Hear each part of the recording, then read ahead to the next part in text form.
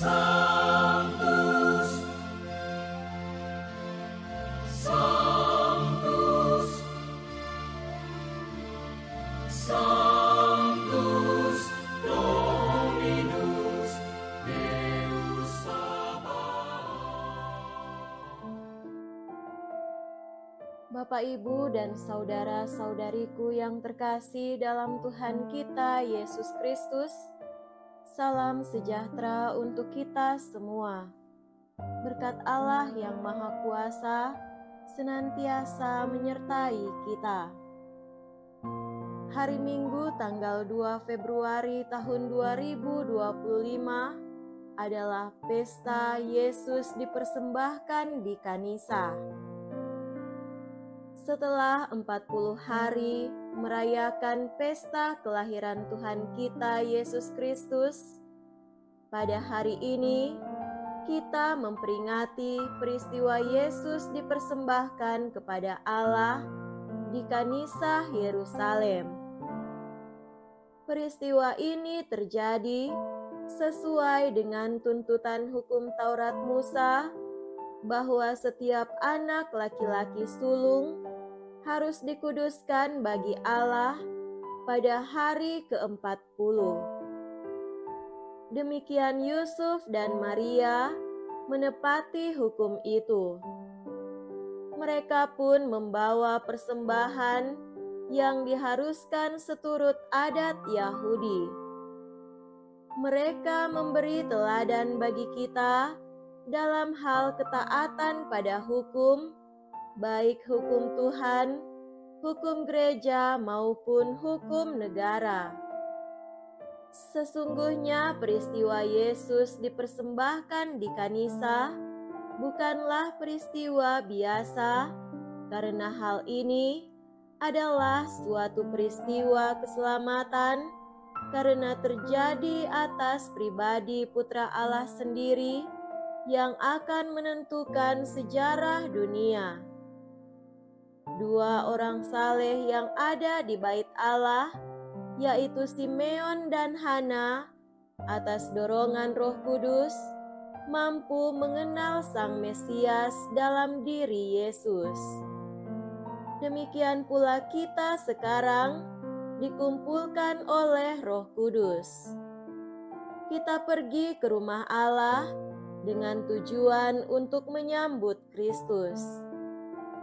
Kita akan menjumpai Dia dan mengenal Dia dalam perjamuan kudus sampai pada hari Ia datang dalam kemuliaan-Nya.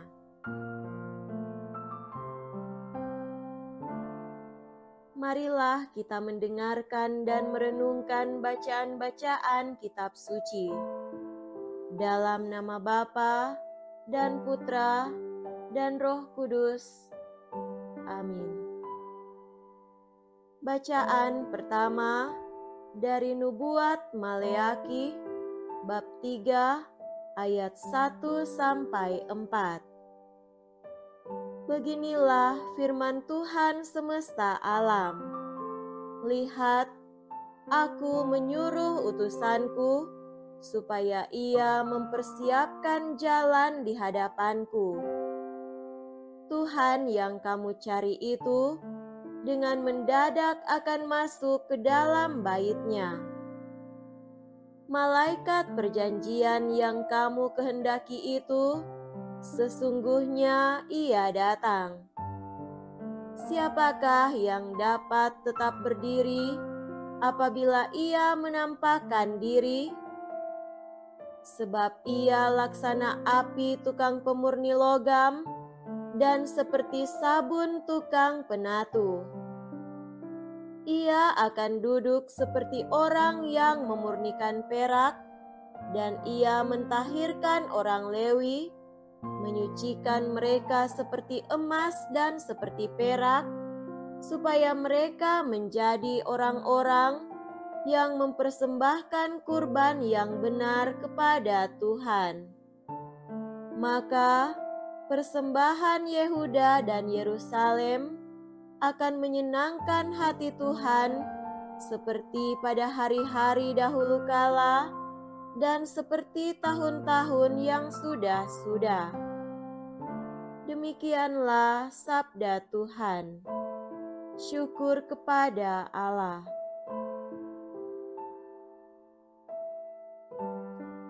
Bacaan kedua dari surat kepada orang Ibrani, bab 2, ayat 14 sampai 18.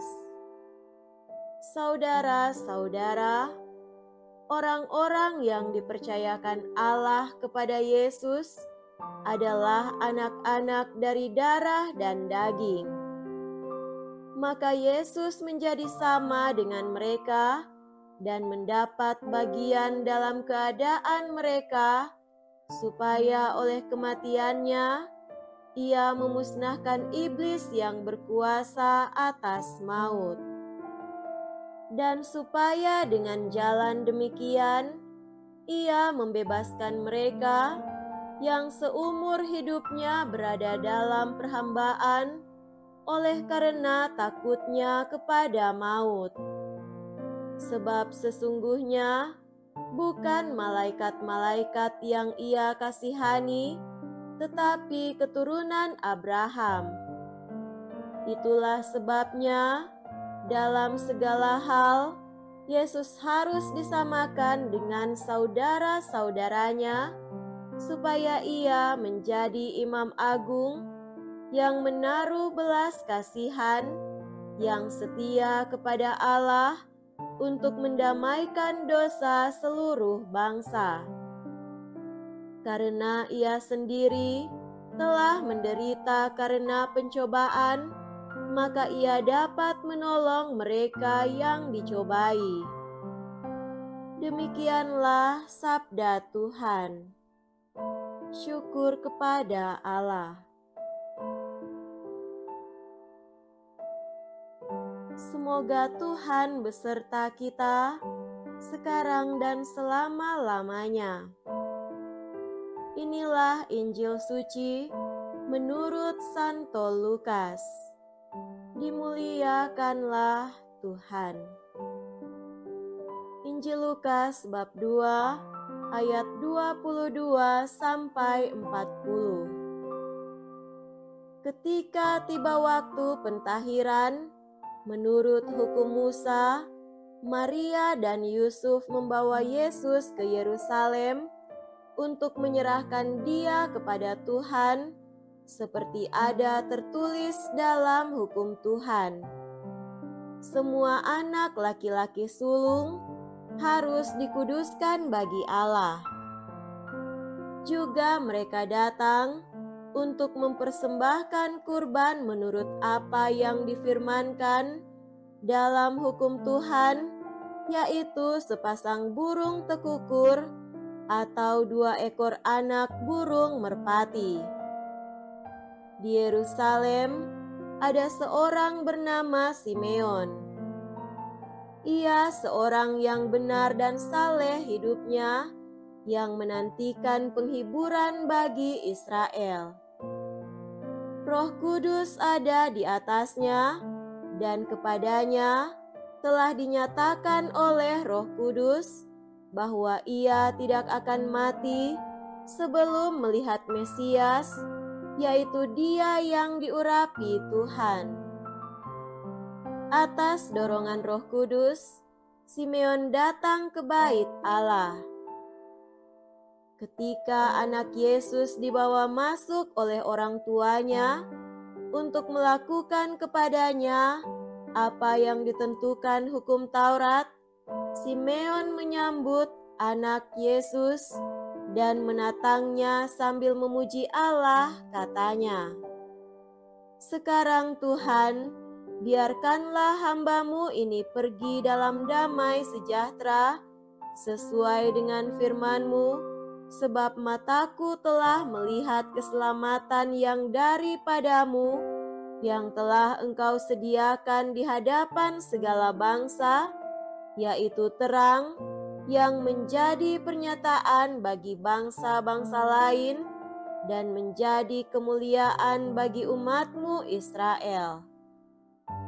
Yusuf dan Maria amat heran akan segala sesuatu yang dikatakan tentang Yesus. Lalu Simeon memberkati mereka dan berkata kepada Maria, ibu anak itu, "Sesungguhnya anak ini ditentukan untuk menjatuhkan dan membangkitkan banyak orang di Israel, serta untuk menjadi suatu tanda yang menimbulkan perbantahan, dan suatu pedang akan menembus jiwamu sendiri, supaya menjadi nyata pikiran hati banyak orang." Ada juga di situ seorang nabi perempuan, anak Fanuel dari suku Asher, namanya Hana. Ia sudah sangat lanjut umurnya. Sesudah menikah, ia hidup 7 tahun bersama suaminya, dan sekarang ia sudah janda, berumur 84 tahun. Ia tidak pernah meninggalkan bait Allah dan siang malam beribadah dengan berpuasa dan berdoa.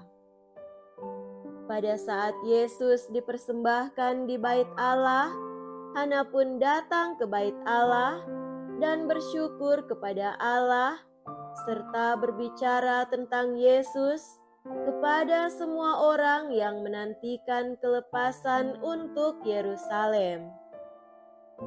Setelah menyelesaikan semua yang harus dilakukan menurut hukum Tuhan, kembalilah Maria dan Yusuf serta Yesus ke kota kediamannya, yaitu Nazaret di Galilea.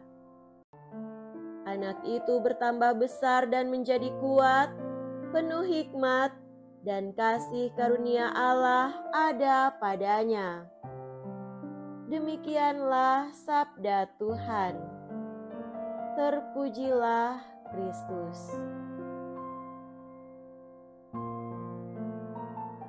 Saudara-saudariku yang terkasih dalam Tuhan kita Yesus Kristus, tema renungan kita pada hari ini adalah Yesus dipersembahkan di Kanisah untuk memurnikan dan menguduskan kita. Hari ini adalah hari Minggu, pesta Yesus dipersembahkan di Kanisah di Yerusalem. Bacaan-bacaan kitab suci hari ini menerangkan dua hal, yakni yang pertama adalah peristiwa Yesus dipersembahkan oleh kedua orang tuanya, Bunda Maria dan Santo Yosef, di dalam Kanisah di Yerusalem. Kedua, makna peristiwa dan apa yang dapat kita renungkan. Dalam bacaan pertama, Nabi Maleaki menerangkan bahwa sejak Perjanjian Lama, peristiwa kedatangan Juru Selamat, Putra Allah itu sudah dinubuatkan. Bahkan sejak dulu sudah dinubuatkan tentang kedatangannya dalam bait Allah. Lihat, aku menyuruh utusanku supaya ia mempersiapkan jalan di hadapanku. Dengan mendadak, Tuhan yang kamu cari itu akan masuk ke bait-Nya. Malaikat perjanjian yang kamu kehendaki itu, sesungguhnya ia datang, firman Tuhan semesta alam. Ia seperti tukang pemurni logam dan seperti sabun tukang penatu. Ia akan duduk seperti orang yang memurnikan dan mentahirkan perak. Dan ia mentahirkan orang Lewi, menyucikan mereka seperti emas dan seperti perak supaya mereka menjadi orang-orang yang mempersembahkan korban yang benar kepada Tuhan. Nabi Maleaki bahkan sudah melukiskan bahwa kedatangannya ke dalam bait Allah itu memiliki misi untuk memurnikan segala sesuatu. Ia mentahirkan, menyucikan, memperbaiki korban persembahan dan meluruskan kebenaran. Jadi, ada sesuatu yang sangat hakiki dari kisah Yesus dipersembahkan di kanisah itu sendiri. Saudara terkasih, apa yang dilukiskan oleh Nabi Maleaki itu nampak nyata dan terlaksana sebagaimana dilaporkan oleh Injil hari ini. Injil Lukas berkisah bahwa dan ketika genap waktu pentahiran, menurut hukum Taurat Musa, mereka membawa dia ke Yerusalem untuk menyerahkannya kepada Tuhan, seperti ada tertulis dalam hukum Tuhan. Semua anak laki-laki sulung harus dikuduskan bagi Allah dan untuk mempersembahkan korban menurut apa yang difirmankan dalam hukum Tuhan, yaitu sepasang burung tekukur atau 2 ekor anak burung merpati. Melengkapi apa yang disampaikan oleh Nabi Maleaki, Injil menerangkan bahwa kedatangannya ke kanisah adalah untuk pengudusan diri dan mempersembahkan korban yang benar seperti yang disabdakan. Jadi, persembahan diri Yesus di bait Allah itu tidak sekedar untuk menyesuaikan diri dengan tuntutan adat istiadat sebagai orang Yahudi, tetapi lebih dari itu, Kristus hendak menyucikan, meluruskan, memurnikan kembali hukum Tuhan, dan untuk pengudusan. Saudara-saudariku terkasih, penulis surat Ibrani menerangkan lebih lanjut bahwa karena anak-anak itu adalah anak-anak dari darah dan daging, maka ia juga menjadi sama dengan mereka dan mendapat bagian dalam keadaan mereka, supaya oleh kematiannya ia memusnahkan dia, yakni iblis yang berkuasa atas maut, dan supaya dengan jalan demikian ia membebaskan mereka yang seumur hidupnya berada dalam perhambaan oleh karena takutnya kepada maut. Itulah sebabnya dalam segala hal ia harus disamakan dengan saudara-saudaranya, supaya ia menjadi imam besar yang menaruh belas kasihan dan yang setia kepada Allah untuk mendamaikan dosa seluruh bangsa.